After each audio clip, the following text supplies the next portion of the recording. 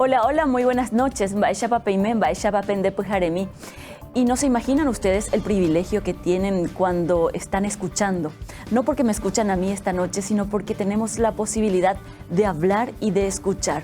Porque estamos poniendo a consideración de la audiencia esta semana del descargo la problemática que genera la hipoacusia o sordera y la falta de planes o programas que atienda este problema de salud pública en nuestro país. Hoy hemos confirmado con la producción que el Ministerio de Salud no tiene un programa que atienda esta necesidad. Por ejemplo, la demanda de los implantes cocleares. Solamente se hacen las cirugías, pero si una persona quiere implantarse o existe un diagnóstico y una recomendación, tiene que hacer una campaña de solidaridad, tiene que buscar apoyo, fundaciones e incluso ir al exterior para poder realizar este implante en sus niños y, por qué no, también en las personas adultas. Todo depende del diagnóstico. Esta noche vamos a hablar con la fonoaudióloga que está a cargo del caso de Elías, que generó este tema esta semana aquí en El Descargo. Elías, el niño que su mamá hizo toda una campaña en el mes de julio para conseguir el implante coclear que le permita conectarse antes de los 2 años con el mundo sensorial. Y por supuesto, Elías nos decía ayer, su mamá ya tiene el implante, ahora estamos esperando que se active y él pueda comunicarse. Vamos a hablar con la fonoaudióloga que está a cargo de su caso justamente esta noche, la señora Teresita Mancilla. También vamos a hablar con el doctor Rivarola, él es el referente de otorrinolaringología del Instituto de Previsión Social. ¿Por qué queremos hablar con el Instituto de Previsión Social? Porque es uno de los institutos más importantes en términos de tecnologías y avances. Vamos a ver qué tipo de servicio ofrecen a sus asegurados, si el implante coclear forma parte del Vademecum del Instituto de Previsión Social. Esto vamos a hablar esta noche. Y para cerrar el programa, hoy queremos compartir con ustedes el testimonio de Agustina González. Ella se ha puesto el implante coclear cuando tenía apenas 2 años, ahora hace poco se volvió a poner el implante coclear en el oído izquierdo, pero todo lo hizo en Brasil, en forma totalmente gratuita.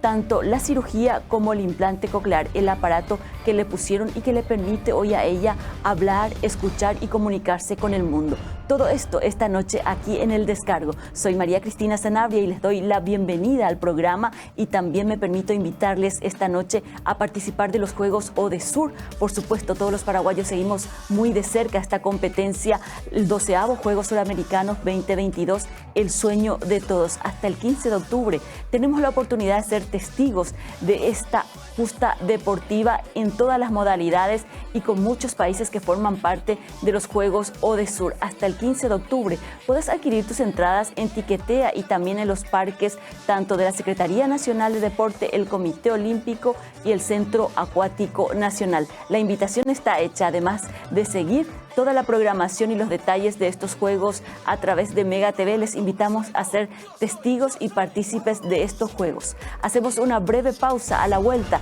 ya estamos con la primera entrevista.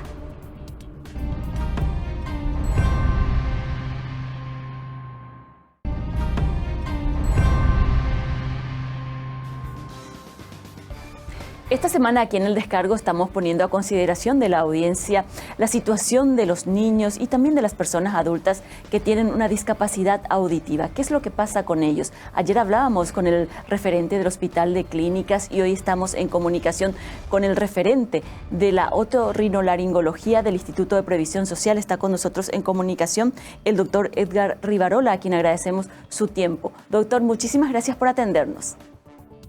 Muchas gracias, María Cristina, a vos por esta invitación y gustoso de poder brindarte todo lo que pueda yo con... Doctor, sabemos que el Instituto de Previsión Social siempre es referente en este tipo de adelantos. De hecho, sabemos que varios implantes se han realizado, por ejemplo, en el caso del implante coclear. ¿Qué es lo que tiene que hacer un asegurado de IPS para recibir este servicio?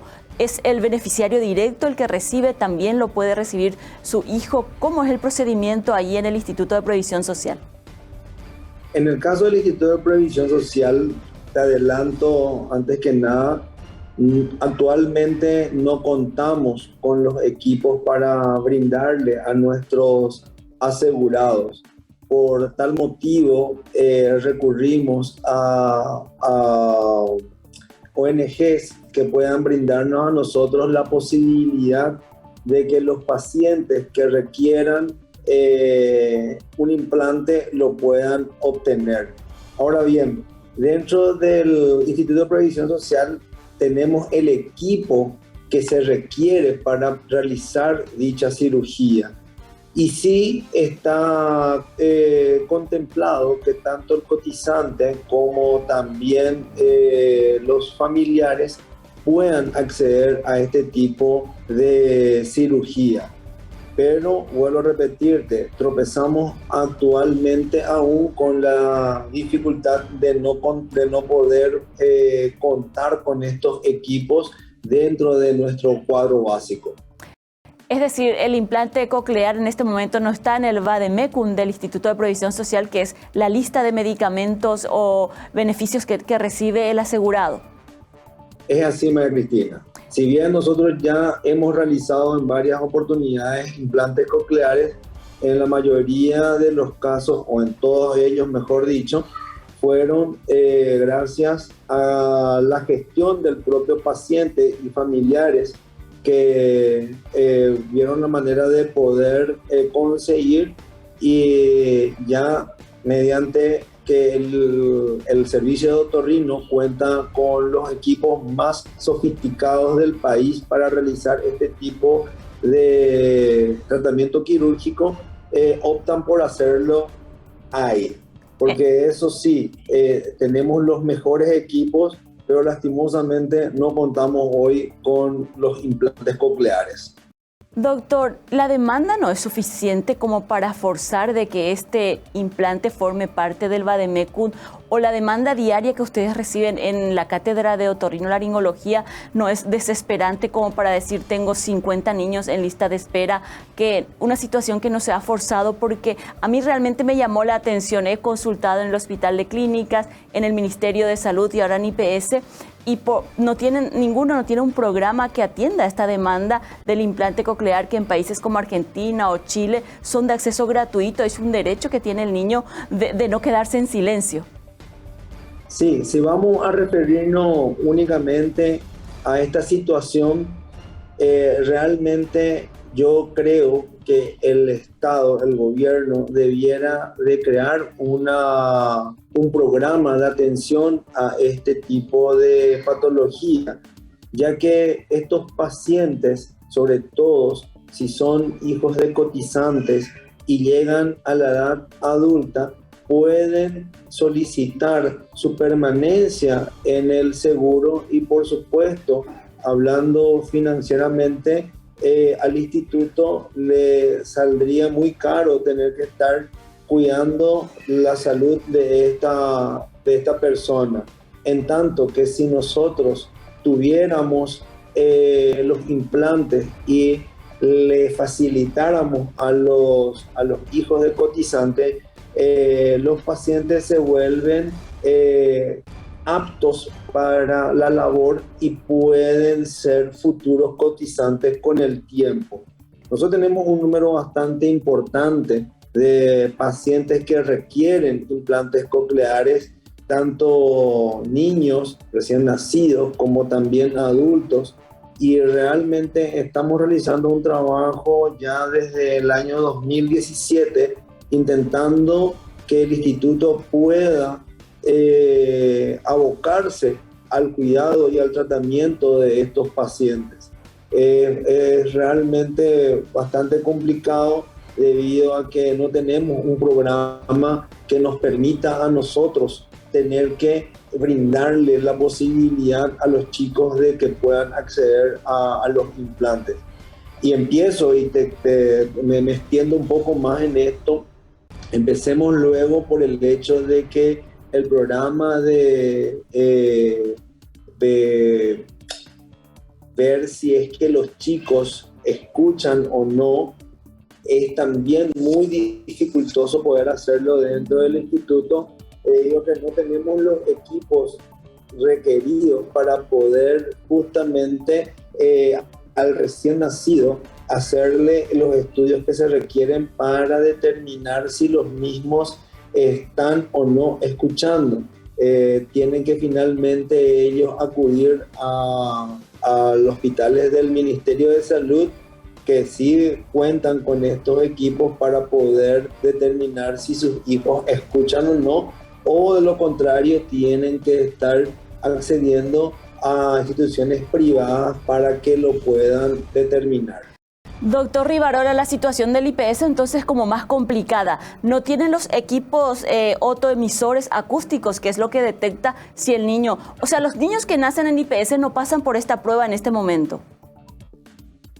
Hace un mes estábamos pudiendo hacerle a los chicos, mediante la buena voluntad del equipo de fonoaudiología que forma parte del servicio de otorrino, ya que las fonoaudiólogas que cuentan con estos aparatos de manera particular lo venían haciendo dentro de la institución por el flujo enorme de pacientes no son pacientes, de recién nacidos que estamos teniendo dentro de la institución.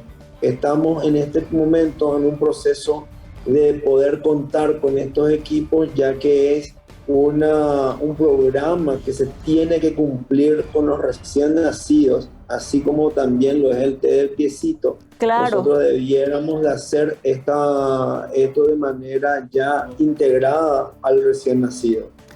Realmente sí, y también pensar en la necesidad de tener el programa que pueda satisfacer la compra de los implantes cocleares. ¿De cuántos pacientes que necesitan tanto los implantes cocleares como este examen estamos hablando en el Instituto de Previsión Social, doctor? Nosotros tenemos una demanda de otomisiones acústicas de aproximadamente 600 otomisiones acústicas al mes. Y nosotros podemos brindar con los equipos de estos colegas, de estos fonoaudiólogos, 120 a 150 otomisiones. Es decir, hay una lista de espera bastante importante y chicos que no acceden al nacer de los estudios que corresponden. Y referente a los implantes cocleares, tenemos una lista de aproximadamente 45 asegurados o familiares de asegurados que requieren de los implantes cocleares. Muchísimas gracias por estos datos, doctor, y por el completo diagnóstico que comparte con nosotros. Un tema muy preocupante, doctor, y creo que todos debemos aunar esfuerzos porque no hay un programa oficial. Ahora que usted me confirma, tampoco en IPS. En clínicas también está la mejor tecnología y los mejores profesionales, así como en IPS, pero no están los insumos para hacer el trabajo realmente como se demanda. Ha sido usted muy amable con Mega TV por este completo informe, doctor. Y quiero recalcarte una cosa, María Cristina, para finalizar y agradecerte este espacio y tu interés a la salud, porque debiéramos nosotros ir pensando en reformar el sistema de salud en el país. El sistema de salud que estamos manejando hoy no es el más apropiado. Estamos nosotros solamente sectorizando la salud a nuestra población y no es lo apropiado, vuelvo a repetir. Existen programas de salud que se implementaron en otros países que realmente brinda la salud a toda la población, tal es así Uruguay, por ejemplo, un país que es muy parecido a la nuestra, que implementó no hace mucho un nuevo sistema de salud integrado, que es lo que nosotros debiéramos ir pensando de aquí a corto tiempo. Así que te agradezco muchísimo, María Cristina, tu interés por la salud de nuestro país. Muy amable, doctor. Muchísimas gracias por los datos. Ok, hasta luego. El doctor Edgar Rivarola es jefe de la Cátedra de Otorrinolaringología del área de Otorrinolaringología del Instituto de Previsión Social, y confirmamos lo que ya les comentábamos. Tampoco el Instituto de Previsión Social tiene para sus asegurados los implantes cocleares y tampoco tienen los equipos para hacer el diagnóstico otoemisor, que es lo primero que se hacen a los niños para saber su condición acústica al nacer. A la vuelta de la pausa vamos a hablar con una persona que ha recibido el beneficio de tener el implante coclear y que le ha permitido conectarse con el mundo. Agustina estará aquí en los estudios de Mega TV.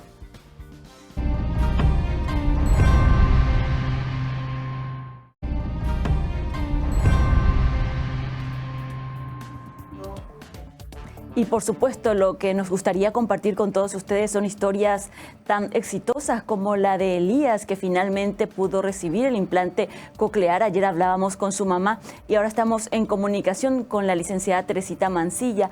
Ella es fonoaudióloga y ha sido parte de todo este proceso y también de la posibilidad de hacer el implante a Elías. Señorita Teresita, muchísimas gracias por atendernos.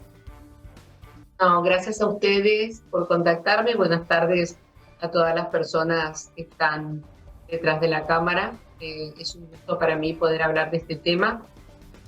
Así que bueno, lo que necesiten y esté a mi alcance el conocimiento para compartir con ustedes, encantada. Licenciada, ¿cuál es el papel o el trabajo que hace una fonoaudióloga en todo este proceso? Por ejemplo, el que le tocó vivir a Elías y a raíz de esta experiencia conocer también las proyecciones que pueda tener sobre otros niños. Bueno, fundamentalmente el trabajo del fonoaudiólogo empieza desde el día cero, o sea, desde el momento de la detección de la pérdida auditiva. El fonoaudiólogo, o sea, generalmente cuando hay un niño o un nacimiento de riesgo, el protagonista es como que es un grupo de profesionales que se van encadenando van colaborando para llegar al diagnóstico precoz, que es la idea, ¿no? Cuando hablamos de precoz, hablamos primeros 3 meses de vida, sería lo ideal. Hoy en el mundo se habla de detecciones tardías ya a los 6 meses. ¿Por qué? Porque hay que pensar, o sea, nosotros tenemos que pensar que el cerebro auditivo de un bebé se empieza a formar inclusive dentro de la panza de la mamá. Está comprobado que sonidos, música, ruidos internos que el bebé percibe dentro del útero, del cuerpo de la mamá, ya son percibidos por ese oído humano y son procesados en el cerebro. Entonces, si nosotros pensamos en 6 meses, yo digo que mejor hay que multiplicar 6 por 3, 18, es decir, son 180 días, y después cada día multiplicarlo por 24 horas, entonces ahí vamos a ir dimensionando cada vez más lo importante que es la detección temprana. Y la detección temprana comienza por hacer el estudio de las autoemisiones acústicas el día que nace el bebé, a las 24 o 48 horas después de que nace el bebé. En ese contexto, eso es una tarea... En ese contexto de la detección temprana y de que los chicos cuando nacen en las siguientes 48 horas deben hacerse ese estudio, ¿se hace realmente en Paraguay? ¿Cuál es la demanda que usted recibe cuando los niños van hasta una fonoaudióloga? ¿Ya tienen ese estudio previo? O sea, yo trabajo en un ambiente privado, ¿ah? Entonces es muy diferente al ambiente hospitalario. Nosotros tenemos o sea, no hay una ley que obligue a las maternidades a hacer este estudio. Yo siempre les digo a los papás, a veces vienen los papás con bebés muy grandes, tipo 6, 7 meses, y les digo a los papás me dicen, bueno, pero es chiquito, tiene 6 meses. Y en términos de hacer el estudio se puede hacer en cualquier edad. O sea, se puede hacer a cualquier persona, yo le puedo hacer a usted, le puedo hacer a una persona de mi edad, una persona más chica. Pero acá lo que estamos haciendo, esto es un screening, esto es como decir, yo tengo un colador y acá van a pasar todos los niños que no tengan pérdida auditiva, los que tienen algún problema de audición se van a quedar adentro del colador. Yo acá no estoy sabiendo ni cuánto, ni qué, ni cómo, sino que es un niño que no va a pasar el estudio de autoemisiones acústicas, el test donde se inicie, donde yo voy a saber, aquí tengo un problema auditivo. Después voy a pedir otras pruebas complementarias para saber qué tipo de pérdida auditiva tengo, ¿sí? Pero lo que se busca, lo que nosotros queremos es que un bebé lo antes posible pueda tener su estudio auditivo neonatal. Y esto depende muchísimo del pediatra, ¿sí? Depende muchísimo. Yo recibo bebés, hoy por ejemplo atendí una nena con 2 semanas de vida. Y eso es ideal, porque aparte es ideal para nosotros como profesionales hacer la prueba en ese momento de la vida, en ese momento cronológico. ¿Por qué? porque es una prueba que cuanto más chiquito es el bebé, son más lindas las autoemisiones, más lindo Doctora, el trazado, ese sistema responde. Doctora, le consulto con relación a esos exámenes. En el sector público tengo entendido que el Ministerio de Salud tiene 30 otoemisores acústicos, que es lo que se utiliza para hacer esa prueba que usted me menciona, que en el sector privado es una cuestión de hecho, que cuando hay necesidad se hace. ¿Es muy costoso la adquisición de este equipo y no cualquiera lo puede manejar? No, no es costosa, el equipo no es un equipo costoso. Es un equipo que tiene un manejo técnico sencillo, pero lo importante es que el manejo lo haga un profesional que esté capacitado, ¿sí? Que esté clínicamente capacitado, que sepa cómo va a obturar la orejita. O sea, porque, a ver, lo que yo siempre le digo a mis alumnas de la facultad, que ahora la automatización de los equipos a veces tiene un doble filo, porque el hecho de apretar un botoncito a nosotros nos va a hacer concretar la prueba, pero en definitiva la mirada clínica de un profesional va a ser mucho más importante que el manejo del equipo. El manejo es muy sencillo de realizar, es un equipo que se puede aprender a manejarlo muy rápidamente, pero lo más importante es la mirada clínica, ¿no? O sea, que ese profesional sepa los antecedentes de ese bebé, por qué está haciendo esa prueba, si el niño no pasa la prueba, la importancia de volverlo a chequear, el tiempo que tiene que pasar entre un chequeo y otro, cuándo hay que hacer estudios más importantes o más sofisticados para poder saber cuál es el problema o cuál es el motivo por el cual el bebé no pasa. Cuando un bebé pasa la prueba, estamos todos contentos. De todas maneras, siempre es importante hacer un seguimiento de cómo va evolucionando, porque a veces puede no haber una pérdida auditiva, pero pueden haber otros problemas, pero bueno, no es lo que nos esté llamando en este momento a pensar aquí en esta entrevista que usted me está haciendo. Entiendo, pero lo que sí es importante es poder detectar la pérdida auditiva, poder detectar esta cuestión auditiva, no le vamos a llamar todavía pérdida, y saber por qué un niño no pasa ese primer test, ese primer screening neonatal, ese screening auditivo neonatal, y hacer un seguimiento de todos los bebés que no pasan la prueba. ¿Cómo estamos en la región? Sé que ha hecho su especialización, incluso su licenciatura en Córdoba, Argentina. ¿Cómo estamos en la región en términos de acceso a este servicio como salud pública? Usted dice al servicio de las otoemisiones acústicas. Estamos bien. Sé que hay otoemisores en muchas instituciones públicas.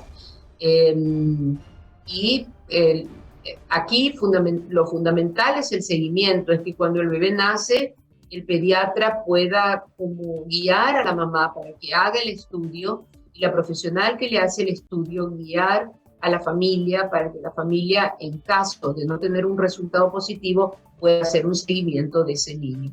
Y en el caso que sea un bebé de alto riesgo, también hacer un seguimiento por más que haya pasado la prueba.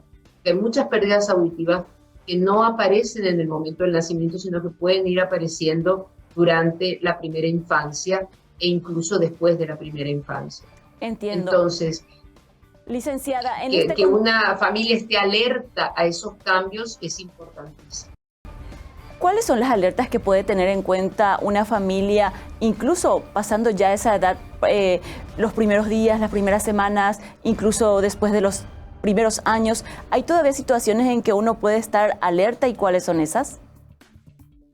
Sí, hay muchas alertas, hay muchos elementos que a nosotros nos hacen llamar la atención o nos hacen pensar que vamos a estar que mi hijo puede no estar escuchando bien. Por ejemplo, el primer llamado de atención es el alerta al nombre, ¿sí? Cuando uno lo llama y el niño no se da vuelta o no voltea a responder que lo están llamando. Y después, antes de eso, porque la alerta al nombre se da un poquito más adelante de la edad cronológica del niño, antes, por ejemplo, bebés que duermen muchas horas, que no se despiertan ante ruidos de la casa. Al principio el bebé duerme mucho, pero a partir del primero o segundo mes el bebé se empieza a despertar, empieza a seguir la voz de la mamá, empieza a cambiar incluso su tonalidad en el llanto, empieza a hacer emisiones vocálicas y a nosotros nos alerta, está escuchando, empiezan a aparecer otros estímulos, otro tipo de reacciones, como por ejemplo esas protoconversaciones. Usted le dice una palabra al bebé y el bebé responde o con un gorjeo o con un mismo balbuceo o con alguna vocalización. Eso ya es una pauta de que el bebé está haciendo un intercambio porque está escuchando lo que claro, dice. Está logrando comunicarse.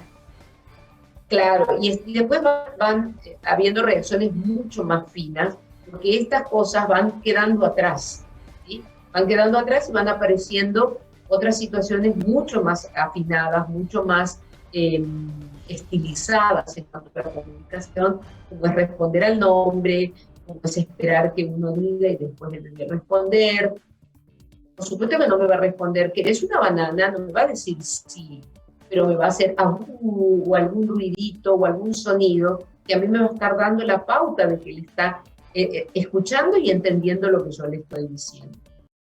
Muchísimas gracias por compartir con nosotros estos datos, que siempre las señales de alerta para los padres y las personas que nos están viendo por Mega TV son importantes como señales de alerta. En el caso específico de Elías, que nosotros aquí desde Mega TV hemos hecho el seguimiento a la campaña de solidaridad que hizo su familia, ¿cuál ha sido su papel y también en el momento del implante? ¿La fonoaudióloga tiene alguna participación en este proceso? Y me imagino de aquí hasta el 5 de noviembre, que nos decía ayer la señora Estela Achón, que sería el momento de la activación del implante coclear. Bueno, mira, el papel de fonoaudiólogo, como yo te decía, comienza desde que detectamos la pérdida auditiva. Entonces empieza un trabajo multidisciplinario, al principio con el médico, que generalmente es quien nos deriva al paciente, o el que nos deriva al niño o niña que está con la pérdida auditiva. Y lo primero que hacemos nosotros es indicarle, primero, detectar el nivel de audición que tiene ese niño y orientar a la familia acerca del dispositivo que la puede ayudar o el tipo de tecnología que le puede ayudar para que ese niño pueda compensar esa pérdida auditiva. Lastimosamente, las pérdidas auditivas, cuando son neurosensoriales, no tienen cura. Entonces, lo que nosotros hacemos es usar, por decir, o sea, para que todos puedan entender, como una prótesis que le ayude a escuchar a ese niño. Es como si yo te dijera que vas a usar unos anteojos. Entonces, ¿qué tengo que hacer yo como fonoaudióloga? Como audióloga, precisamente, medir esa audición, saber en dónde estoy parada en términos cuantitativos y en términos cualitativos con respecto a esa audición e indicar la tecnología que mejor le favorezca a ese niño. Inmediatamente que ese niño ha sido implementado o equipado con la tecnología que yo supongo o detecto que es lo más apropiado, el niño tiene que entrar en un proceso de estimulación auditiva intensísimo. En este proceso, de acuerdo a mi formación, de acuerdo a lo que yo creo que es lo mejor, nosotros empezamos o tratamos de empezar, por supuesto que esto tiene que ver con la edad del niño, estamos hablando de niños menores, muy menores, menores de 3 años en lo posible, pero no 2 años y 11 meses, sino 2 años, entonces, o 1 año. Nosotros empezamos con un proceso intenso de estimulación auditiva, en donde involucramos inmensamente o intensamente, te diría que en un 80% a la familia. Nosotros los profesionales pasamos a ser una guía de referencia para esa familia. Por supuesto que antes nos cercioramos, vemos qué estilo de familia tiene, qué otras comorbilidades puede tener el niño, qué estilo de aprendizaje va a tener ese niño, vamos viendo en el proceso de la terapia. Y lo que hacemos es acompañar a esa familia para que esa familia nos acompañe a nosotros. Claro. O sea, por ejemplo, yo puedo hacer un trabajo de estimulación auditiva en mi consultorio y decir, bueno, vamos a empezar a hacer que el niño, o sea, desarrollar la primera habilidad, porque hay una serie de habilidades auditivas que ir desarrollando. La primera habilidad es la detección. Muy bien, tiene puesta su tecnología, yo necesito que él detecte un sonido. ¿Y qué sonidos? Los sonidos del habla. Nosotros consideramos el habla, que el habla es el habla nosotros decimos que es un evento acústico, es algo tan importante o tan acústico o tan sonoro como el aplaudir, ¿sí? Si para vos esto es un sonido, mi voz también tiene que significar un sonido. Entonces, vamos chequeando esa tecnología, y por supuesto ese niño tan pequeñito no nos puede decir es fuerte, es despacio, lo escucho, no lo escucho.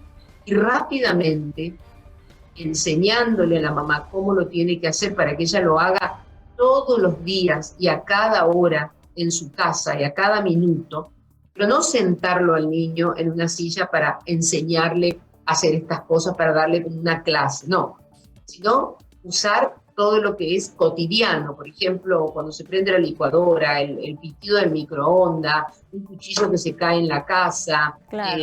No sé, el cepillo de dientes que pega contra la bacha del baño, el ruido de la cisterna cuando corre el agua, en fin, todo lo que ocurre en una casa que uno a veces no lo puede recrear en un consultorio. Entonces, esa información que nos va pasando la mamá, para nosotros es altamente significativa y diagnóstica, porque a mí me va a ir haciendo saber brevemente que ese dispositivo que yo elegí me sirve o no me sirve.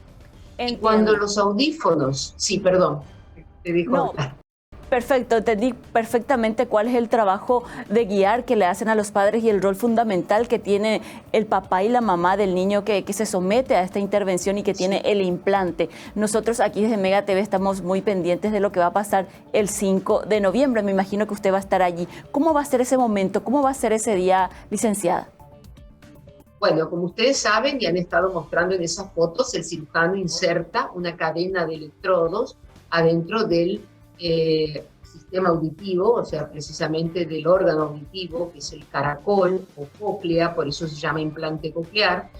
Entonces, ese dispositivo va conectado a un procesador que tiene el tamaño como de un audífono y tiene como un cablecito, como estuvieron mostrando ahí en las filmaciones, tiene como un cablecito y una cosita redondita de este tamaño, más chica, como una moneda, que va pegada al imán, que se pega a través de la piel al imán que tiene colocado en el dispositivo interno, que es el receptor estimulador. Entiendo. Entonces, eso va, y por radiofrecuencia va a ir a transmitir toda la corriente, y entiéndase corriente, microsongs, o sea, que la gente no piense que estamos hablando de corriente eléctrica, claro, que va a ir a estimular esos electrodos. ¿Qué van a hacer esos electrodos? Los electrodos van a transmitir esa estimulación a las células ciliadas del oído interno,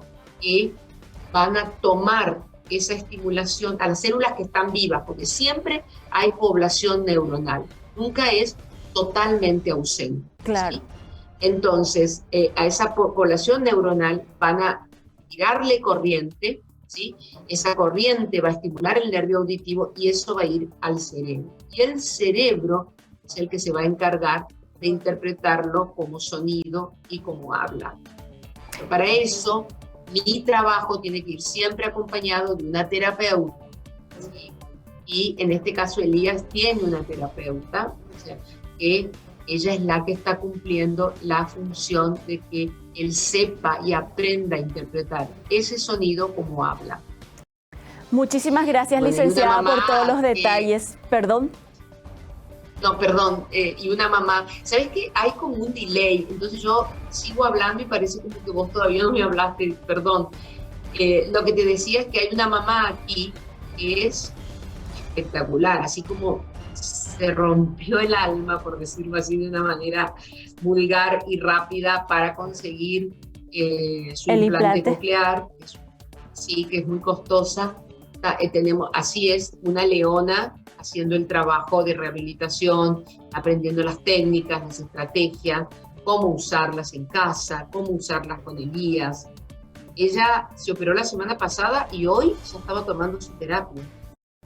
O sea, Muchísimas gracias, licenciada. Sí, muy amable. Realmente Esther Achón ha sido un ejemplo de la lucha por una oportunidad para su hijo que no se quede en el silencio. Muy amable por todos los detalles que ha compartido con nosotros, licenciada. Gracias. Bueno, gracias a vos. Gracias. La licenciada Teresita Mancilla, que ha sido parte de este trabajo que le permite en este momento a Elías no solamente tener el implante, como ya nos decía, inició ya incluso la terapia para que el 5 de noviembre se active finalmente el implante coclear. Hacemos una breve pausa aquí en El Descargo.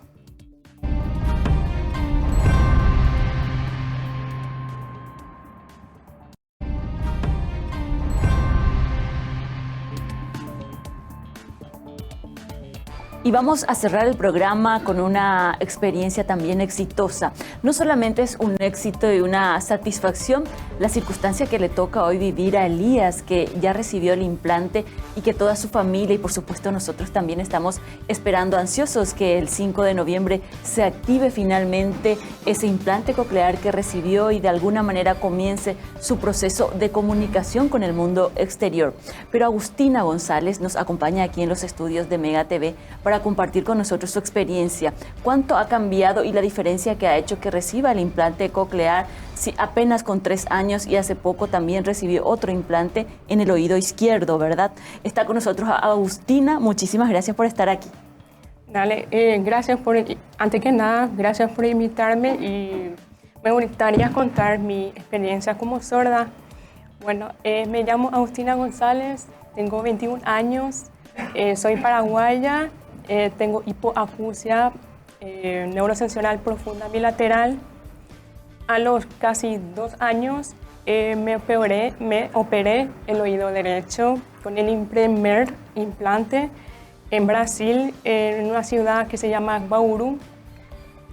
Y cuando encendió mi primer implante coclear, realmente no tengo recuerdos de los primeros años de mi vida, pero al principio no entendía lo que me pasaba, lo que experimentaba,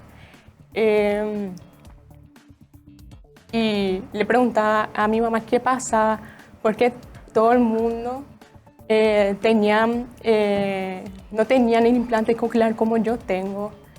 Y mi mamá me contó lo que yo tenía, ¿verdad? Y ¿eso te ayudó? Sí, claro, y me sentí perdida, pero me costó adaptarme. Claro, justo eso nos decía recién la fonoaudióloga Teresita Mancilla, que es todo un proceso y una terapia. Una vez que reciba el implante es un primer éxito, pero ahí comienza todo el proceso de aprendizaje para ir reconociendo los sonidos. Es por eso que no tenés ningún recuerdo, ¿verdad? Pero ¿en qué momento de tu infancia que ya recordás hace un poco la diferencia y te das cuenta o racionalizás de alguna manera que ya estás en contacto y en comunicación con la gente? Bueno, el año pasado me operé el oído izquierdo con el segundo implante. Sí. Y al encender me quedé sorprendida porque yo no podía creer que escuchaba así cuando era chiquitita. Al principio yo escuchaba, si vos me decís banana, yo iba a escuchar así. De este lado, del oído izquierdo. Ajá. Que está recién nacido auditivamente. Claro. Pero si vos me decís en el otro izquierdo, banana, yo voy a escuchar banana. Y noté muchísima diferencia ahí, y ahí empecé a reflexionar y cuánto cambió muchísimo mi vida. Y eso fue gracias al apoyo de mi familia, a la ayuda de la fonoaudióloga. Ahora soy una persona independiente, ahora puedo comunicarme con las personas. Me emociona mucho cómo mis padres pudieron hacer para que yo pueda ser una persona estudiante, ser independiente. Realmente el trabajo de los padres en este campo es determinante, el tomar la posta y decir voy a conseguir el implante coclear y llegar hasta ahí, porque su familia tuvo que irse a Brasil, ella tuvo la cirugía y el implante totalmente gratuito en Brasil, una cosa todavía soñada hoy en Paraguay, y estamos hablando de varios años, más de 17 años ya de tu primer implante, ¿verdad? Es que escuchar al mundo es una vida y gracias al implante estoy así, o sea, gracias al apoyo de mi familia, a todo, estoy aquí hablando. Y esa es una experiencia, justamente el testimonio de ella es lo que queríamos compartir con ustedes para poder sensibilizar a nuestra sociedad, porque de todos depende que tengamos un programa de atención para las personas con discapacidad auditiva, que tengamos fondos para la compra de los implantes cocleares, que no tengamos que hacer campañas chorizadas, polladas para poder comprar esto que representa una oportunidad y una calidad de vida para las personas con discapacidad auditiva. Y el caso de la familia de Agustina no es la única. Muchas familias se fueron a Argentina, a Chile, donde el acceso a los implantes cocleares es totalmente gratuito, como fue tu caso. ¿Las 2 cirugías te hiciste en Brasil? Sí, en el mismo hospital que se llama Hospital Centriño. Y nos abrieron las puertas, me permitió operarme, me dieron 2 implantes cocleares y la terapia auditiva verbal. Me hice acá en Paraguay con la fonoaudióloga Teresita Mancilla y eso, el resto es historia. Y también lo que hay que comentar es que ella es voluntaria de la Fundación Florencia. Ustedes recordarán, ayer estaba su presidente con nosotros. Es la fundación que trabaja específicamente en atender de alguna manera a las personas que necesitan ayuda, contención, orientación, y también compran de alguna manera, no todas las demandas, pero algunos de los implantes cocleares. ¿Cuál es tu trabajo allí y por qué has tomado un poco este voluntariado para seguir adelante con el trabajo de ayuda a otras personas con la misma condición? Para ayudar a los padres, principalmente a eso, porque necesito que los padres sepan que tienen un recién nacido sordo, que no nos tiene que ver como un problema, sino más bien una condición. Porque solo que es cuestión de apoyar a su hijo, estimularle, ayudarle a que quiere la vida, y así va a ser una persona normal, que no se sienta que el niño se sienta indiferente a la persona.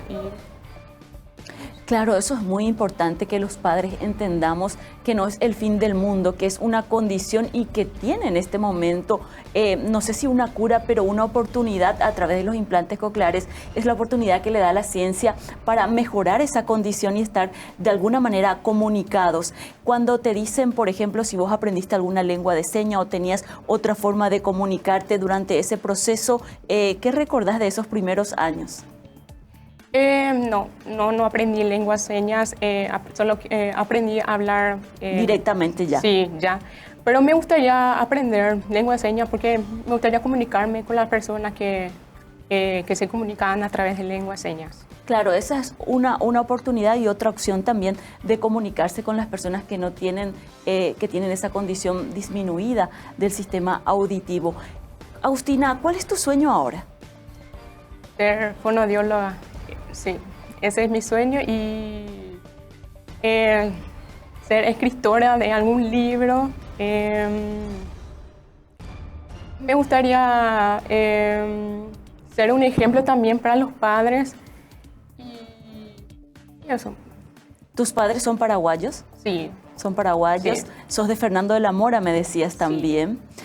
Es tan importante su testimonio, señoras y señores, porque no siempre cuando recurrimos a un hospital, y lo acabamos de escuchar recién al doctor del Instituto de Previsión Social, ni siquiera en el IPS no hay en el hospital de clínicas, lo único que puede salvar a su hijo de quedarse en el silencio es el ímpetu y el compromiso de cada una de las familias, porque se puede ser. Es lamentable decirlo en este país, que con chorizadas, campañas de solidaridad, pero esta es la única oportunidad que tenemos de que nuestros niños no se queden en silencio, y Agustina es un ejemplo de eso, porque tenía el mismo diagnóstico de Elías, hipoacusia bilateral y profunda, y eso significa que es ambos lados, en ambos oídos, que no podía escuchar, y la única posibilidad es la detección temprana.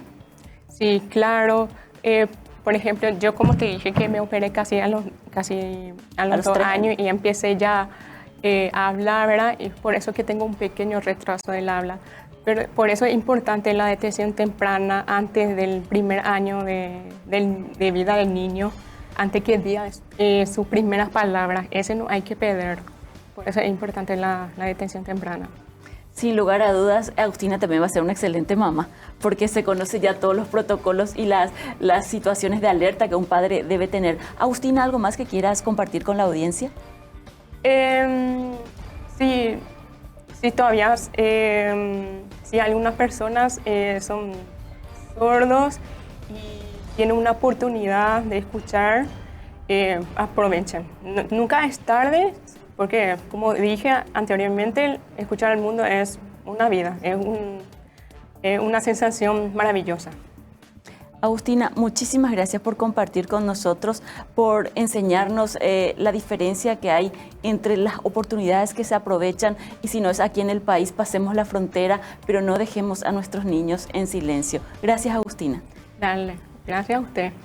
Muchísimas gracias y con esta entrevista realmente esperanzadora estamos cerrando por esta noche el programa. Agustina es un ejemplo de que el implante coclear puede hacer la diferencia. Está hoy aquí compartiendo con nosotros su experiencia. La estamos escuchando y ella nos está escuchando. Le deseamos esta misma oportunidad a Elías, que ya tiene el implante coclear y que el 5 de noviembre se va a activar. Y como ellos, muchos niños merecen esta misma oportunidad. Nos decía que en IPS aproximadamente 50 en lista de espera, también en el Hospital de Clínicas, pero lamentablemente nuestro país no tiene un programa oficial de atención pública de la salud para este tipo de casos y es un tema pendiente, no solamente para las autoridades, para nosotros como sociedad de impulsar un programa que atienda estas demandas. Bueno, y antes de irnos, me confirma la producción que tenemos que invitarles nuevamente a ODESUR, este campeonato que se realiza aquí en Paraguay, ASU 2022. Tenemos pocos días ya para disfrutar, hasta el 15 de octubre, los 12avos Juegos Sudamericanos 2022, el sueño de todos. Aún podés adquirir las entradas a través de Tiquetea o en los 3 parques, el Complejo Acuático, la Secretaría Nacional de Deporte y también el Comité Olímpico Paraguayo. Sigamos acompañando a nuestros atletas y a los atletas de los más de 34 países que están en nuestro país. Y con esta invitación cerramos el programa por esta noche. Nos encontramos nuevamente mañana. Tapeme por ahí, tapende por Jarepona, a las 20 horas mañana por Mega TV.